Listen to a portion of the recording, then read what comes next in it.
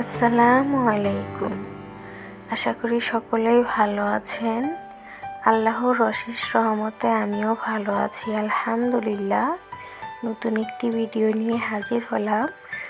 আশা করি আপনাদের সকলের কাছে অনেক বেশি ভালো লাগবে।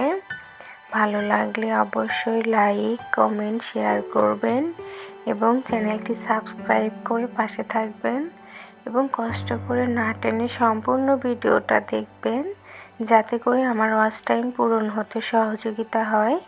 এবং আপনারা যারা সবসময় আমার ভিডিও দেখে কমেন্ট করেন, তাদেরকে জানাই অনেক অনেক ধন্যবাদ, অনেক অনেক ভালোবাসা।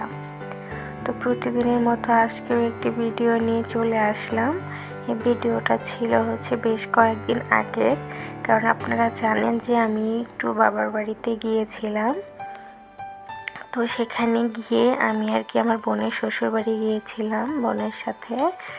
তো ওইখানে আমি গিয়ে দেখি আপুর শ্বশুর বাড়ি এরকম একটা ফুল গাছ আছে। তো আমি সেখান থেকে ভাবলাম যে ফুল গাছের একটু ডাল নিয়ে যাব, কারণ আপনারা একটু আগে দেখতে পেয়েছেন যে ফুল গাছটা কত সুন্দর ছিল। আর ছিল শুধু একটু এমন একটা জায়গায় ছিল যে আসলে সেই জায়গায় গাছটা হওয়ার কথা না। সেই জন্য গাছটা আমার খুব লোভ লেগেছিল যে এই গাছের চারাটা নিয়ে যদি আমি লাগিয়ে দিই, হয়তো বা এই গাছটা হবে। তার জন্য আমি একটু ডাল কেটে নিয়ে এসেছি। সেই ডালটুকুকে আবার কেটে ছোট ছোট করে নিয়েছি। আর এদিক দিয়ে শুকনো গোবর দিয়ে মাটিটাকে মিক্স করে নিয়েছি। আসলে অনেকে অনেক কিছু দিয়ে থাকেন, আমি জাস্ট এভাবেই দিই। আর যদি পারি কিছু সবজির যেগুলো ছোকলা থাকে, ছোটা কাটা থাকে, সেগুলোই আমি দিই এর ভিতরে। এর বাইরে আমি কিছু আর দিই না। তো আমার কাছে যেহেতু আমার বাগানে অ্যালোভেরা ছিল, আমি ভাবলাম যে একটু অ্যালোভেরা লাগিয়ে দিই।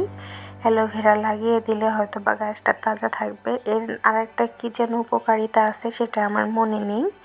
তো আমি সেই উপকারিতা ভেবেই আমি অ্যালোভেরা গাছের অ্যালোভেরাটা লাগিয়ে দিচ্ছি সব জায়গায়, নিচের সাইডটাতে, যাতে গাছটা একটু তাজা থাকে। তো এইভাবে আমার সবগুলো গাছে লাগানো হয়ে গেছে। এখন আমি এই মাটিগুলোকে উঠিয়ে নিচ্ছি।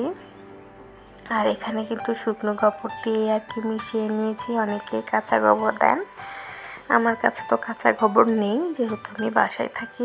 আমি কিন্তু কিছুটা শুকনো গোবর এনে রেখেছি। অনেক সময় গাছের প্রয়োজন হয়, এলোমেলো করে দিতে হয়, তখন কিন্তু গোবরটার প্রয়োজন হয়।